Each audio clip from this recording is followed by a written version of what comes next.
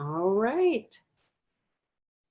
Well, good evening, everyone. I'm Erin Prentice. I am one of the members of the Welcoming Augusta Committee. And so welcome to our third event of Welcoming Week, which is a book talk with my favorite Spanish professor, my favorite professor, let's just be real, Dr. Rafael Ocasio, who is the Charles A. Dana Professor of Spanish at Agnes Scott College.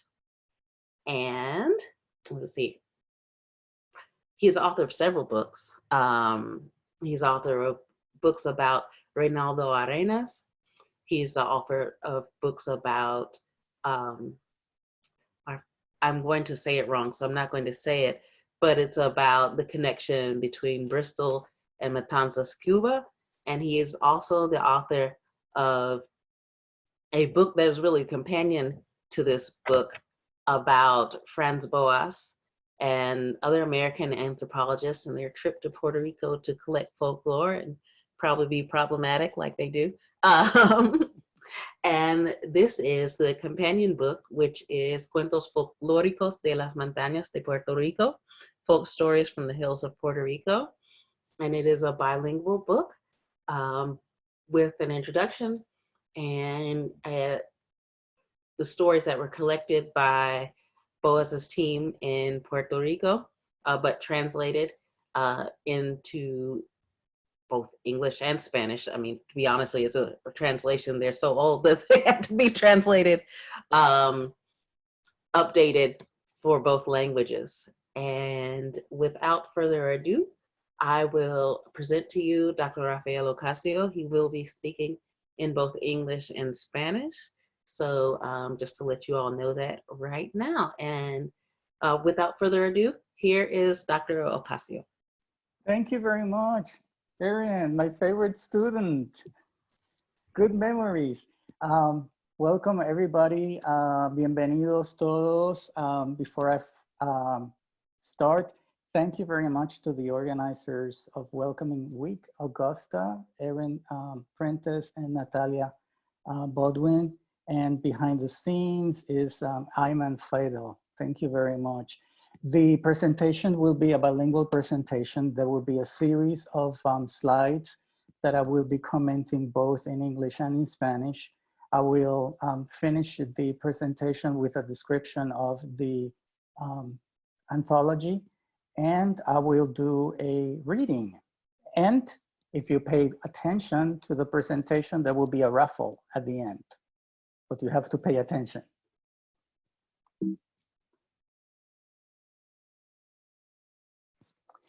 With the end of the Spanish-American War in 1898, followed in Puerto Rico by the establishment of a US military government, along with Cuba and the Philippines, US Americans came to view these newly acquired our possessions through travel promotional media.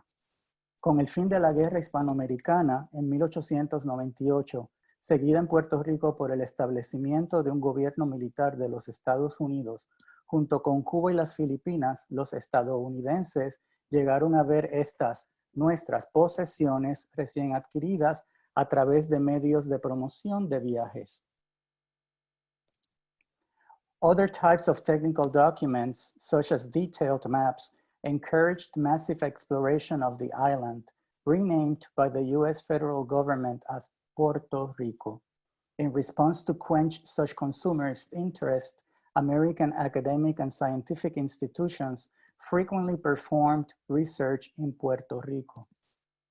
Otros tipos de documentos técnicos, tales como mapas detallados, impulsaron la exploración de la isla, renombrada por el gobierno federal norteamericano como Puerto Rico.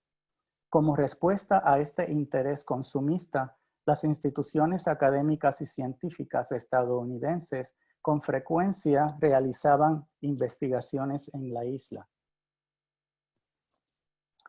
In 1913, the New York Academy of Sciences, hosted by the Puerto Rican government, started preliminary arrangements for the scientific survey of Puerto Rico and the Virgin Islands, a comprehensive study of the island's geology, paleontology, botany, zoology, and anthropology It also included active participation by the New York Botanical Gardens and by Columbia University. Their findings were published in a series of volumes beginning in 1919 and continued until 1941, a project that has been described as, quote, to this day, one of the most important complete descriptions of the natural history of any tropical area ever attempted, end of quote.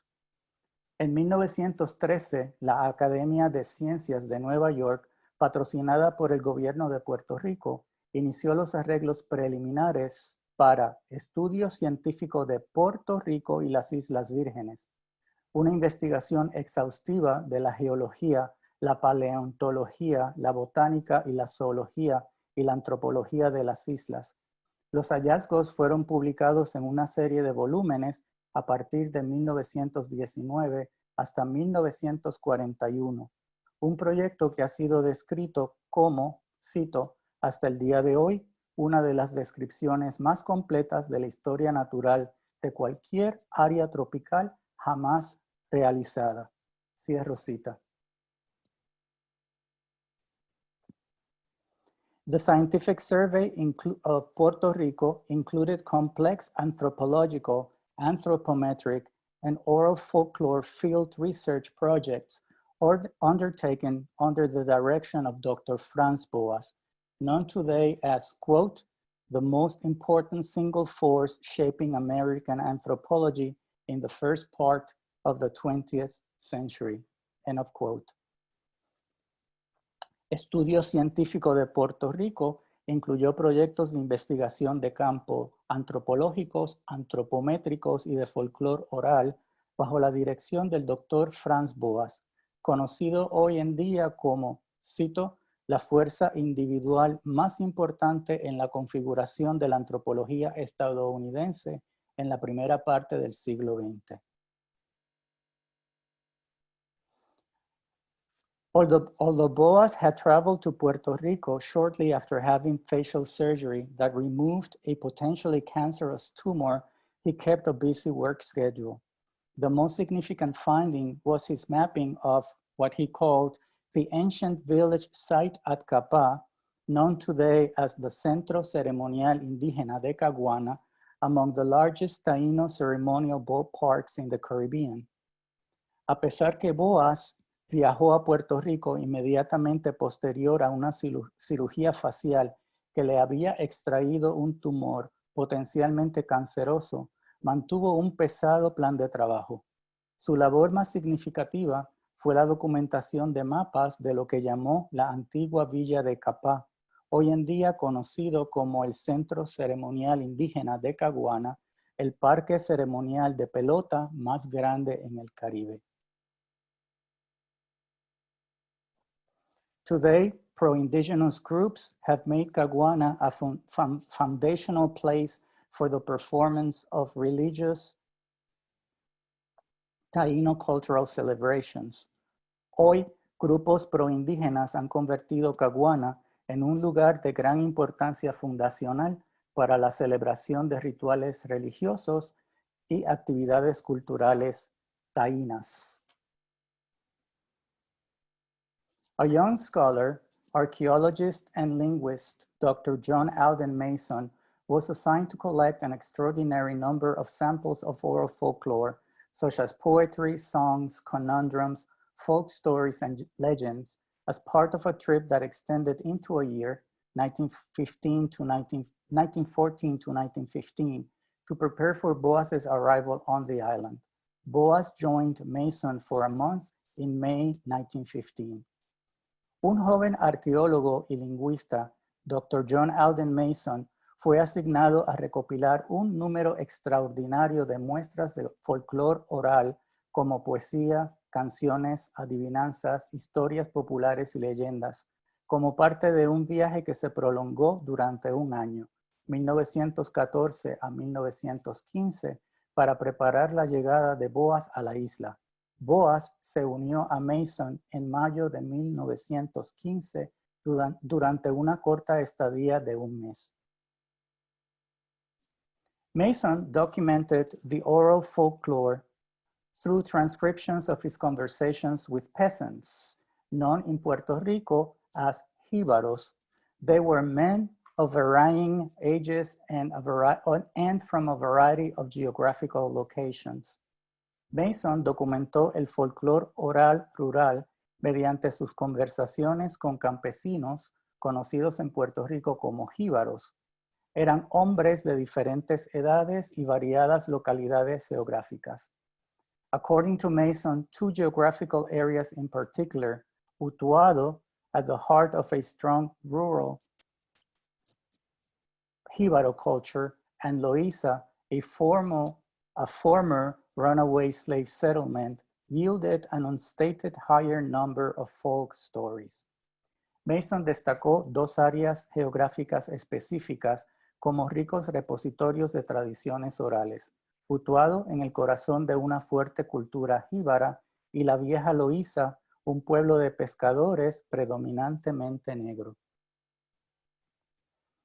Located at the Cordillera Central on a mountainous range, Utuado was an important agricultural center dominated by the jíbaro. It is also home to Capa, an area that Boas and Mason got to know extremely well. In Utuado, Mason also came to know very well a typical musical expression known as jíbaro music. Ubicado en la Cordillera Central, en una cadena montañosa, Utuado fue un centro importante agrícola dominado por el jíbaro. Utuado también es el hogar de Capa, un área que Boas y Mason llegaron a conocer muy a fondo. En Utuado, Mason llegó a conocer bien un tipo de música típica rural conocida como música jíbara. Loíza, located on the northeastern coast of the island, had been founded as a fishing village inhabited predominantly by former enslaved individuals. Even today, Loíza Aldea is recognized as an important repository center of Afro-Puerto Rican cultural traditions that Mason often referred to as Negro culture. As in the case of Utuado, Loíza had developed a particular type of musical expression known as bomba. Loíza, en la costa noreste, al momento de la visita de Mason, estaba habitada predominantemente por descendientes de los antiguos trabajadores esclavizados. Aún hoy conocida como Loíza Aldea, esta área es reconocida como un importante depositorio de la cultura afrodescendiente puertorriqueña, que Mason describió como cultura de negros. Como Utuado, Loíza había desarrollado un tipo musical muy peculiar, conocido como la bomba. In 1916, the Journal of American Folklore began the publication of Mason's compiled folk material, edited by Dr. Aurelio Espinosa, also a folklorist and an associate of Boas in previous publication projects. Overwhelmingly, the stories were collected among the jíbaros, who either allowed for the recording of the samples or wrote them in Spanish. Of particular importance, boys and girls in the public school system also wrote many of these hundreds of samples. A Spanish professor at Stanford University, Espinosa edited the stories to conform to what he called Castilian Spanish. Regrettably, the original texts did not survive. Today, there's no way to perform a comparative analysis of Espinosa's editing processes, turning the jíbaros' grammatical structures into correct Castilian, or to review his methodology of sanitizing the rather colorful vocabulary of the Puerto Rican countryside. En 1916, la revista Journal of American Folklore comenzó la publicación del material recogido por Mason, editado por Dr. Aurelio Espinosa, también folclorista y asociado de Boas en previos proyectos. La mayor parte de las historias fueron recogidas entre los jíbaros, quienes grabaron las muestras o las escribieron en español. De gran importancia, niños y niñas en el sistema escolar público escribieron cientos de los textos. Espinosa, quien era profesor de español en la Universidad de Stanford, editó las historias en un tipo de español castellano. Desafortunadamente, los textos originales no han sobrevivido. Hoy no es posible reconocer el procedimiento de Espinosa para transformar los textos a un correcto castellano o revisar sus métodos de saneamiento del colorido vocabulario del campo puertorriqueño. With my edited bilingual edition, I intended to document certain types of Puerto Rican characters, such as Juan Bobo, the know-it-all, pretend to be dummy, or a mischievous child character that have become synonymous with the ingenuity needed to survive harsh economic conditions. Con mi colección editada, quise documentar ciertos tipos de personajes puertorriqueños, por ejemplo, Juan Bobo, el sabelotodo, quien pretendiendo ser bobo o como un niño o joven travieso, se ha convertido en sinónimo de la ingenuidad para sobrevivir difíciles condiciones económicas. Let me give you a taste by chapter of what to expect in folk stories from the hills of Puerto Rico, but I promise not to give too much away. Chapter 1, Jíbaro's readaptations of fairy tales, Snow White and La Cenizosa, Cinderella, groups rural adaptations of two popular international fairy tales, Snow White and Cinderella. The stories also incorporate local belief systems and key supernatural characters as fairy godmothers and evil and good witches. Permítanme darles una pequeña prueba de los capítulos de Cuentos folklóricos de las montañas de Puerto Rico, pero les prometo no revelar mucho sobre su contenido. El capítulo 1, Readaptaciones jíbaras de cuentos de hadas, Blancanieves y la Cenizosa, Cenicienta, agrupa adaptaciones rurales de dos cuentos populares internacionales, Blancanieves y Cenicienta. Las historias incorporan creencias religiosas locales y personajes sobrenaturales como las hadas madrinas, y hay brujas buenas y malas. Chapter 2, Rescuing Encantados, gathers stories that explains the circumstances surrounding people who have been turned into animals or plants through a spell uttered by either a mean-spirited individual, often a witch, or a disappointed parent. Although the length of the curses varies, they can only be lifted through the intervention of kind-hearted individuals. It is not an easy task, though. In the stories, the rescuer must go on a quest through dangerous rural settings or unknown supernatural geographies. As in the traditional fairy tale, the reward is a handsome prince or a beautiful princess who, in turn, of course, bestows upon them immeasurable riches. Rescatando a los Encantados recoge historias que explican las circunstancias por las cuales ciertos individuos son transformados en animales o en plantas a raíz de una maldición por un individuo maligno, muchas veces una bruja, pero a veces un padre enojado. El tiempo de la maldición varía, pero solo puede ser levantada mediante la intervención de un individuo bondadoso. No es una labor fácil. Él o la rescatadora debe salir en una aventura por geografías rurales o imaginarias que son muy peligrosas. Al final, como en todos los cuentos de hadas tradicionales, su recompensa es una bella princesa o un apuesto príncipe que le regala grandes riquezas.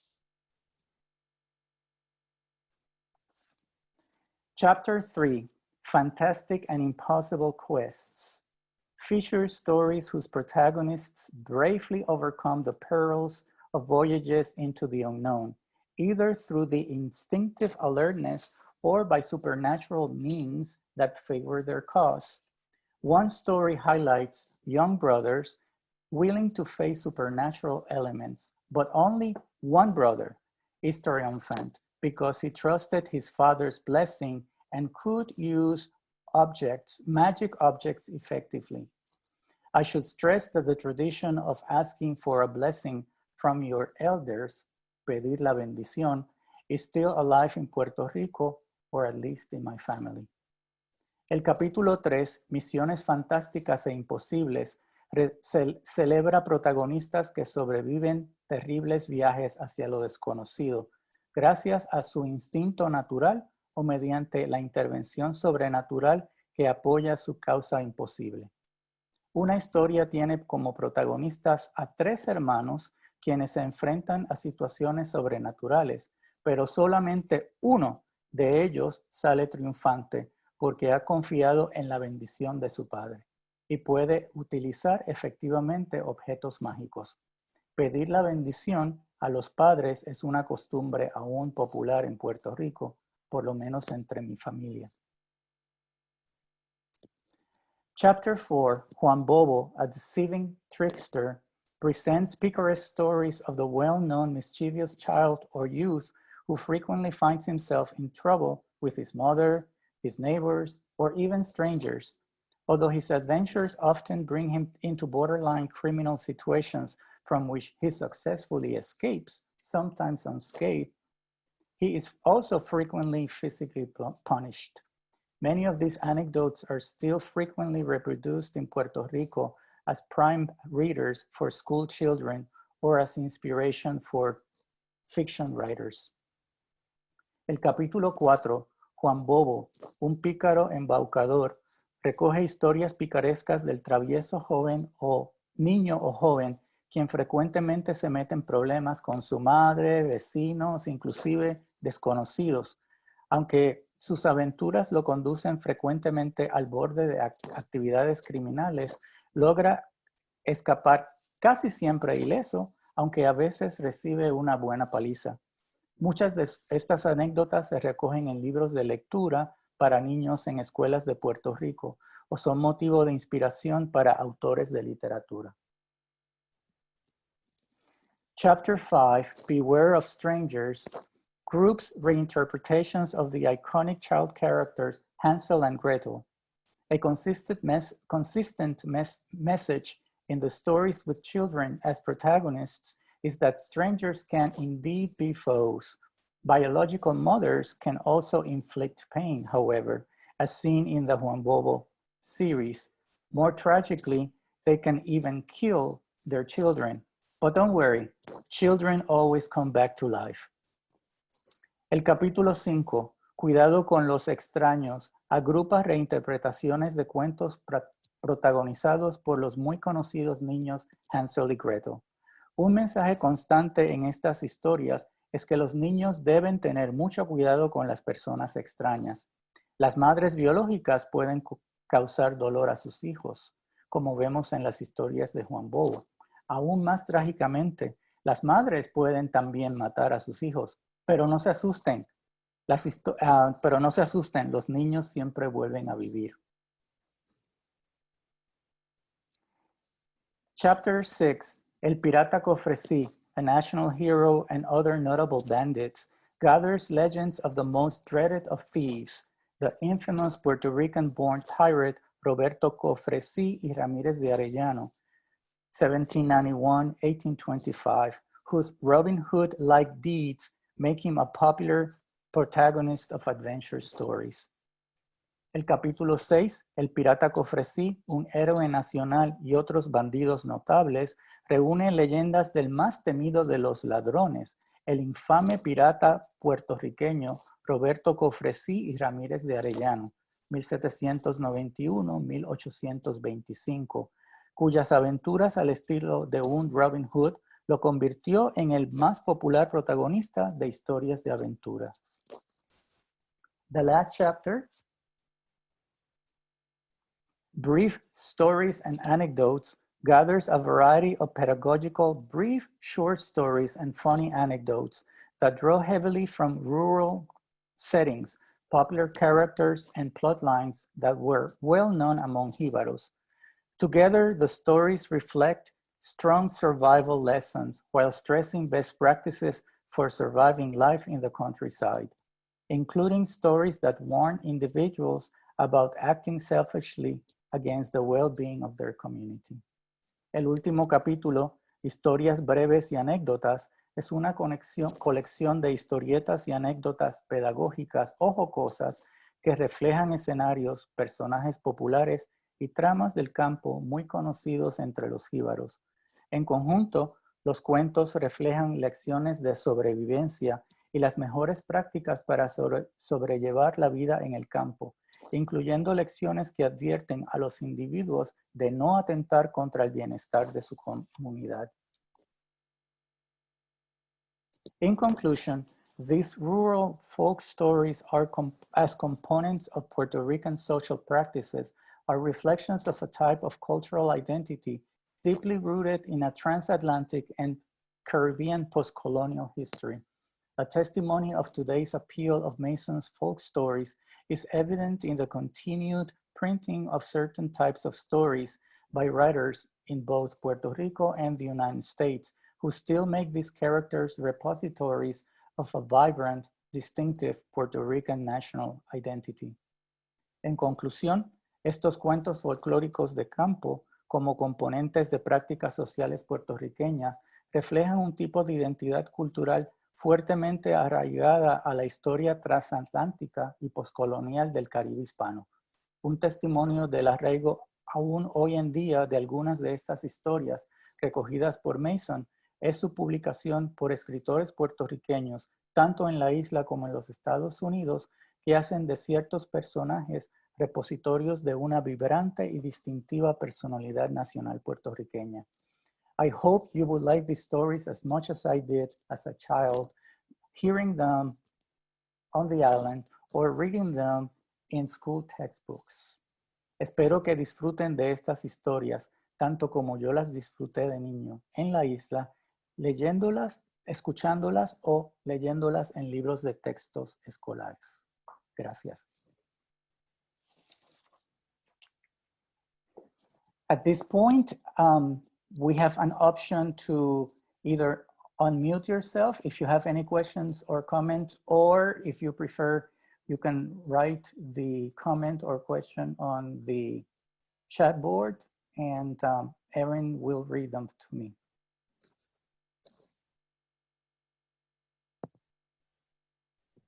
Don't be shy. No question, and no question is too silly or unimportant.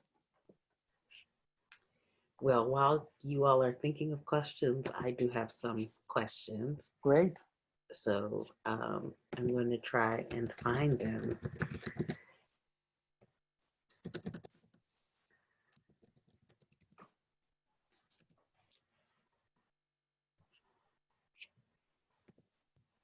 Well, I'll just have to go from memory.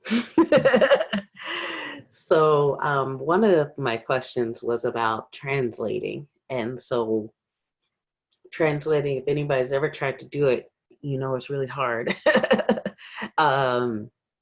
So what kind of challenges did you have trying to translate these stories into English, or just trying to update them into a more contemporary Spanish? Yes, what I first did, and I thought this was a good way to enter into the translation, I first edited the original Spanish as published in the Journal of American Folklore. I edited them to conform to modern Spanish practices. The original stories were transcribed as they were told or written by children. So they were very, how would I describe? They were very oral in the sense of long sentences. Spanish has the tendency to write long sentences.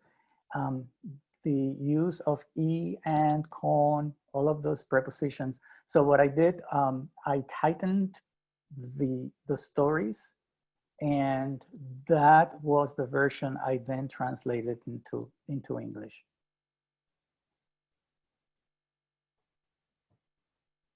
Okay. Oh, I see. I was letting everybody know earlier that my computer is possessed and it remains that way. So I apologize, but I will get your question. I see a little red dot, and as soon as Natalia will probably text it to me and let me know what it says. But I'll continue with the questions I have, and hopefully I'll be able to ask yours soon. Should I just read it, Erin, maybe? Yes, that would be awesome. Thank you. Okay. So we have a question from Luz Agosto. Are the stories written in Puerto Rican lingo and traditions? For example, is Blanca Nieve Ajibara girl? And I'm sorry, I'm butchering this, I know. Does she speak with Jibaro lingo? So unfortunately, the answer is yes and no. So the unfortunate part is that, remember, the original stories, as they were either transcribed by Mason or written by children or by male storytellers, they were initially edited by Espinosa to conform to Castilian, to proper Castilian Spanish. That's what he describes to Boas in several letters. So my role as a editor was to add some of that flavor that was deleted from Espinosa's edited versions. The second answer to your question is yes, Cenizosa is a Jibara. And those versions are my favorite ones. It's a countryside household. Cenizosa, for those of you who are not Spanish speakers, most likely you're not getting the pun. Cenizosa comes from cenizas, ashes. So that's why she's not called Cinderella or Cenicienta, as it's known in throughout Latin America. It's a girl covered in ashes. And the ashes that she's covered with is because she is in charge of the cooking. And in the countryside, in the early part of the 20th century, the cooking was made, happened through coal produced from burned wood. So the person who was cooking was always covered with ashes from the outside kitchen. All right. Don't know if we have any more questions from the audience. But I still had a couple of questions. I will say that I know a while ago I had been looking for bilingual English-Spanish books to keep my language skills up, and I found out there really aren't a lot. And so, why did you decide to include the tales in both languages and write a bilingual book? I was very honored by the University of Rutgers Press that they were interested in a bilingual collection. And as a matter of fact, if I remember right, the editor at Rutgers told me that this is one of the few times that they have done this, that they have done a bilingual book, both in English and Spanish. For me, it was very important. Perhaps to piggyback on the previous question, I wanted these stories to be known in the language in which they were conceived. The political arena, when Boas and Mason are traveling throughout Puerto Rico, is very heated because there are a series of federal mandates, one of them trying to get the children in public school system to learn in English, not in Spanish. It was a policy that was highly contested by Puerto Ricans, teachers, students, and politicians as well. So the fact that Mason was interested in having these children write these stories in Spanish was very important to me as a Puerto Rican. And I also wanted, after having taught Spanish for so many years here in this country, I wanted to, and piggybacking on what you're saying, Erin, I wanted Americans who are not able to read in Spanish also to read these stories in English, because there are many connections with other cultural folk stories throughout the world. And I'm hoping that people will see those connections. Ayman Fadil was pointing out to me before we started this activity that he was also attracted to Juan Bobo because of Middle Eastern connections of these stories in North African in particular. Oh, thank you. And let's see, what was another one? Well, I did graduate from Agnes Scott, the degree in sociology and anthropology. So folk tales are, you know, kind of bread and butter topics. And as a reader, you know, what else can we look to these folk tales to, besides just entertainment and sort of the moral of the story that we usually think of when we think of folk tales? What are some things that you think a reader might be able to pick up about Puerto Rico at the time, or things that may have persisted to this day at this point? Well, some of the stories, or one of the story I will like to read later, speaks about how to make choices in life. And sometimes the choices are not as concrete as you think they are symbolical, but you're given the choice. And when I read the story, I hope you will understand what I mean. I won't give it up much until I read the story. But other stories speak about the tenacity of Puerto Ricans, particularly those living in the countryside at the beginning of the 20th century, dealing with the harshness of the countryside. And we can make an argument that living in the countryside is still hard, not only in Puerto Rico, but throughout Latin American countries and other international countries as well.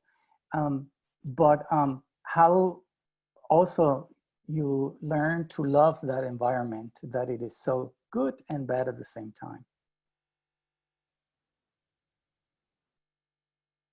Okay, thank you. I know, Natalia, there may be some more questions. Natalia had some technical difficulties and I still can't see them. So I think if we can, let me see. Okay, actually, I do have another question. Thankfully, I've got one from Susie. And she said, multiple stories mention candle wax, and candle wax making someone even more enchanted than they were before. Is this part of the, I guess, the English folktales, or is this part of the Puerto Rican oral folklore tradition? And where does being enchanted by candle wax come from? So I guess without giving away too much of the content of that story you're talking about, actually there are a couple of stories that bring up the candle, the wax from the candle. So the first thing you have to remember is that this is a world without electricity. So at night you went around walking with a candle to light up your house. So in this particular one story, the enchanted prince, and she didn't know that this person was enchanted, had told her specifically, something will happen to me if you see my face. And of course, this person is too curious to see who she's dealing with. She lights up the candle, and of course, this is part 2 of the enchanted prince story. Now he's more enchanted, and now she has a double trouble to de-enchant this prince. Thank you. And I've got another question from Ayman, and he was saying, you know, did American researchers coming after the Spanish-American War, did they see themselves as continuing research that had maybe been started by researchers from Spain, or did they see themselves as part of an imperialist colonizing, civilizing mission made possible by the convenient control of the United States by the island, or did they have some third way of seeing themselves? That is a very complex question.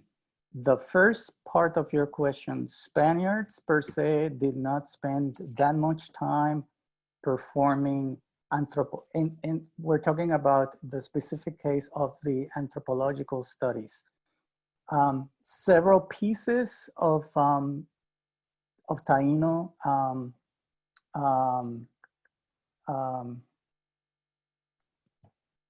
what is the word I'm looking for? Vasijas. God, I can't picture the word in English.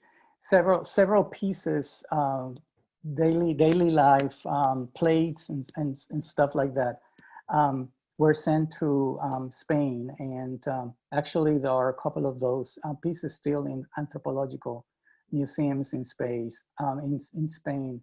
A mask, indigenous jewelry made of stone. But that research was very minimal. When the Spanish-American War took place, Americans came in large numbers. American scientists came in large numbers. Among them, Franz Boas. Franz Boas was not the first anthropologist who arrived, but he was among the first one.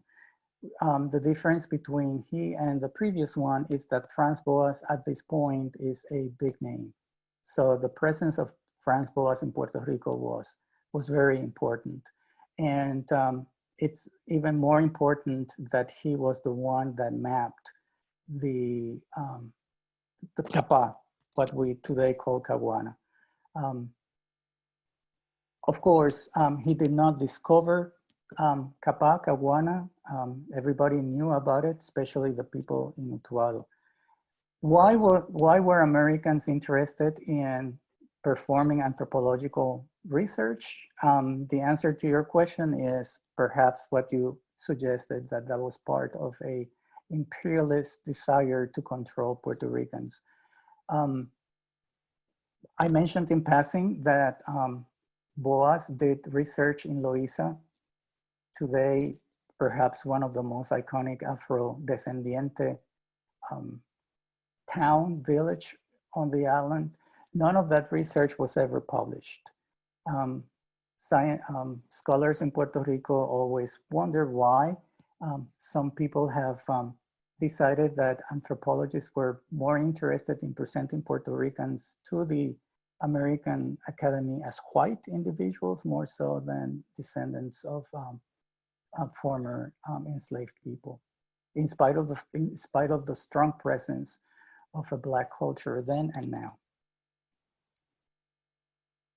Franz Boas, by the way, maybe Aaron remembers this.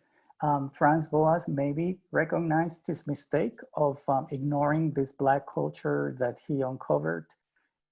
Many years later, he served as mentor for Zora Neale Hurston when she went out to Florida to document oral stories of former enslaved workers. Yeah, I know she had a couple of sort of basically anthropological books. Yes. Tell My Horse, which I think is yes. in Haiti and Jamaica.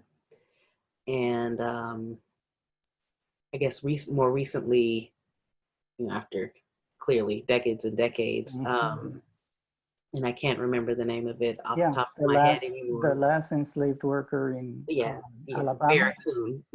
Yeah. So she's probably, I guess, at this point, the one sort of student of his that people kind of know who she is. Yes. The general public. Yes. So they met because Franz Boas taught at Barnard College in New York, and Zora Neale Hurston was a student at Barnard. Yeah, don't see any more questions. I think now would be a great time for a story, and maybe some Okay, people have other great. questions. So I will be reading the one that I sort of mentioned that I like very much because it gives you the opportunity to make a choice. Okay, and you'll decide whether this was a good choice or not a good choice. It's called El Carbonero. And as a cultural commentary, El Carbonero is the person who made carbón, which is charcoal, for cooking. And back at the beginning of the century in Puerto Rico, and I will say that throughout the Caribbean, the way that you produced this charcoal in order to cook was to burn wood. So it was a two-step process that was very time consuming. One, you have to go into the woods and find the wood. And of course, you were lucky if they allowed you to cut down.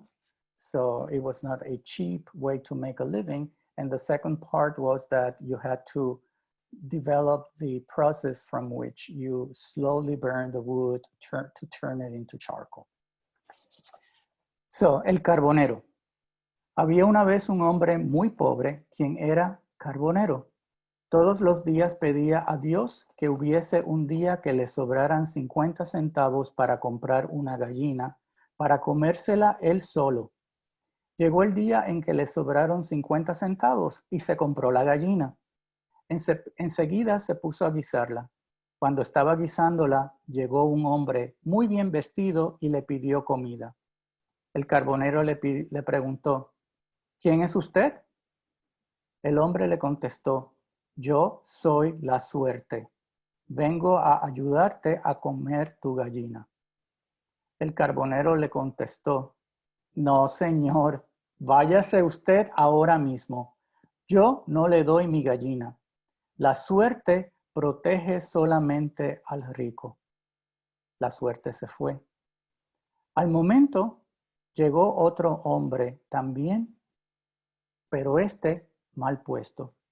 El carbonero le preguntó, ¿quién es usted? El misterioso hombre contestó, yo soy la muerte. Vengo a ayudarte a comer tu gallina. El carbonero le dijo inmediatamente, suba usted para que nos la comamos. A usted sí le doy mi gallina, porque la muerte no escoge. Cuando usted viene, lo mismo se lleva al rico que se lleva al pobre, no como la suerte, que no es un perro que sigue a su amo. The charcoal maker. Once upon a time, there was a very poor man who was a charcoal maker. Every day he prayed to God for a 50-cent surplus to buy a hen, to eat it all by himself. One day, he had 50 cents in savings, and he bought a hen. Immediately, he began to cook the hen. In the meantime, a well-dressed man appeared in front of him. He asked the charcoal maker for food. The charcoal burner asked him, "Who are you?" The man replied, "I am Luck. I have come to help you eat your hen." The charcoal man answered him, "No, sir, you go away. I will not give you my hen. Luck only protects wealthy people." Luck went away. At once, a poorly dressed man arrived. The charcoal burner asked him, "Who are you?" The mysterious man answered, "I am Death. I have come to help you eat your hen." The charcoal burner immediately replied, "Come in, sir, and eat the hen with me. I will indeed give my hen to you. Death does not choose. Whenever you come, rich and poor alike are taken away, unlike Luck, who is a dog that does not follow its master." So what would your choice be? It's obvious the question that the story poses to us. Well, it sounds like luck is a it's not particularly egalitarian in this story. It's not particularly interested in helping out. Yeah, the but I poor. think, Erin, that the point is that many of us will choose luck over death. Mm-hmm. Yeah, yeah, yeah. I mean, it'd be nice to be lucky, but I Yes. still haven't won the lottery, so Yeah, of course. You know, if you share your hand with luck, good luck. yeah, you'll have good luck. Yeah, yeah, yeah. All right. I do have another question that came through. And let me see. All right, this is from Dorothy, I think it's Dorothy Orms. And she was saying that the candle wax is also a motif found in Scandinavian folk tales. And she wants to know if Boaz used the Arnie, I'm not sure if it's Arnie or Arn Thompson analysis or something completely different of his own devising. Interesting. Boaz was very quiet throughout the collection of stories. As a matter of fact, as I trace using the correspondence between Boaz and Mason, while Mason is in Puerto Rico and Boaz is in New York. And that correspondence was very heavy, was very numerous. However, the correspondence between the three of them during the editing process was very scarce. Boaz was more interested in finding connections with Hispanic stories. I didn't mention that Boaz had made research in Mexico and he had uncovered oral folklore in Mexico, and so did Mason. So both of them were very well aware of Mexican oral folklore. That was the purpose of Boaz, to find, as I said, to find connections between a Hispanic source and Puerto Rican Mexican production, folklore production. Boaz, of course, ignored completely two facts: that in connection with Mexico, Puerto Rico also had and has a very strong indigenous folk production. And unlike Mexico, although we can talk about Mexico in the coastal areas of Mexico, Puerto Rico has a very rich Black tradition. And unfortunately, as I mentioned, Boaz completely ignored that fascinating field work that I was able to sort of reconstruct using some of Mason's diary notes that he kept while he was in Loíza himself.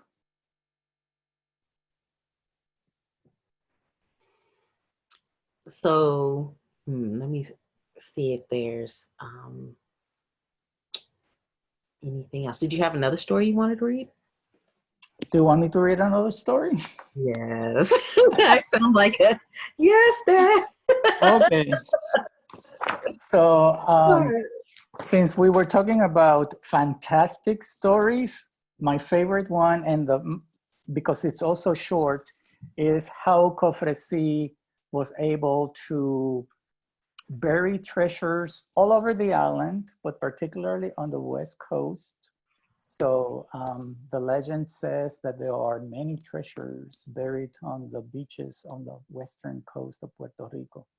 So if you want to make money, luck, that's where you need to go.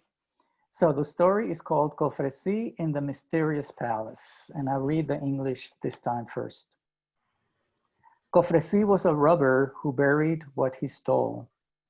One day, he gathered together his 7 mules that, as I heard, he owned, and he left to rob people. He arrived at a gorgeous house with a beautiful golden balcony.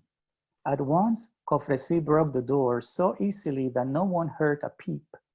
He went into the house, looked around, and came upon 4 beautiful maidens. As he came near them, he noticed that they became nothing. As Cofresi reached out to touch them, he found nothing. This beautiful house was governed by the devil. Once the vision of the maiden stopped, unable to see anything else, Cofresi started to leave, feeling fearful and angry. As he was leaving the house, he heard a hoarse voice, at moments sounding sad and happy, but he could not make out what the voice was saying. Cofresi went into another house that looked very much like a palace. There, he loaded his 7 mules with money. He set out into the wilderness, but he became utterly confused. Far in the distance, he saw the same odd house he had left behind, the one where he had heard the strange voice that he could not understand. Cofresi approached the mysterious house and knocked at the door. A beautiful maiden came to meet him. She was wearing a very beautiful green dress adorned in silk, and her fingers were covered with rings. While Cofresi was staring at her, she transformed herself into an extraordinary figure whose soft hand hardened as he reached out to greet her. But he was brave, though. The maiden spoke. She told him that if Cofresi trusted her, he could leave all of his money there. The house could move anywhere he so desired. Underneath it, there was a subterranean cave filled with water where he could bury his money. This is why it is said that there is a lot of money buried in Puerto Rico. Cofresi always went around burying everything he stole. Cofresi en el Palacio Misterioso. Cofresi era un ladrón que robaba para enterrar. Cierta vez cogió él sus 7 mulas, que según me han contado tenía, y se fue a robar. Llegó a una casa hermosa, cuyo balcón era dorado y muy bonito. Rompió una puerta tan fácilmente que nadie lo oyó. Cofresi entró, buscó y solo vio allí 4 hermosas doncellas. Se acercó a ellas. Cofresi vio que se habían hecho nada, pues cuando las iba a tocar no encontraba nada. Era que esa hermosa casa estaba gobernada por el demonio. Después de esa visión, no vio nada más. Cofresi salió atemorizado y con mucho coraje. Cuando fue a salir, oyó una voz ronca, triste a momentos y alegre a instantes, pero no entendió lo que la voz le decía. Cofresi se fue a otra casa que parecía un palacio, donde cargó de dinero sus 7 mulas. Atravesó el monte con ellas, pero tenía dudas porque distinguía a lo lejos la misma casa que había dejado atrás de sí, allá donde no había entendido la voz que le hablaba. Se acercó a la misteriosa casa, llamó a la puerta y salió a responder una hermosa joven con un vestido verde muy bonito, adornado de seda y llenos de sortijas los dedos. Se le quedó mirando y se transformó en una figura extraordinaria que había tendido su mano. Al saludarla, Cofresi notó que las manos de la mujer eran blandas y se iban endureciendo, pero él era muy valiente. La joven le dijo que muy bien podía, si tenía confianza, dejar su dinero allí. Esa casa se conducía donde quisiera y, debajo de ella, iba quedando un subterráneo con mucha agua, donde podía siempre guardar su dinero. Por eso se dice que en Puerto Rico hay mucho dinero enterrado. Cofresi estaba enterrando lo que robaba. Thank you so much. Yeah, You're I can only imagine those treasure hunters out there with the little Yeah, metal I know. detectors trying to I find know. what Kofur see left behind. I was like, it's been a long time. It's probably been found, but there's always a chance. Well, let me see if there were any more questions that anybody had. Feel free to ask. Um, and if not, I will like to thank you on behalf of welcoming. Oh, I forgot you have your trivia. Okay. Yes. Okay, so people, for those of you who paid attention to my lecture, for this to work, you need to have access to your keyboard and be ready to type up in one word the answer to one of these two questions. The first person who answers the question right will get a autographed copy of the anthology. Okay. Okay, so everybody's ready. Keyboard, your chat room, your chat board is open, and Erin will be keeping track of who answers first.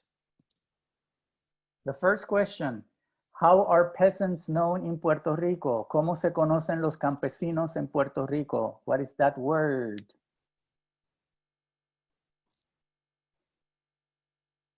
I'm going to have to phone a friend who can actually see the chat. So, it looks like Ayman was the first, well, Jibaro. Ibaro. Jibaro. Okay. But I'm not sure that counts. Yeah, I don't think I'm eligible. So. Yeah, so I think Luz Augusto is our winner. Luz, if you do me a favor, I'll show you my email and email me your address. Okay.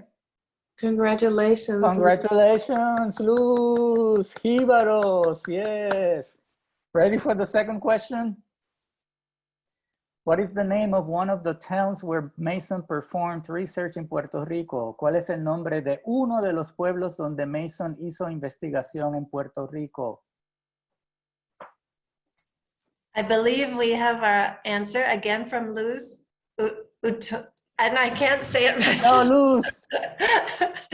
You won already. Overachiever. She says no problem. Anyone else? Two towns. What is the name of one of them? Dos pueblos. ¿Cuál es el nombre de uno de ellos?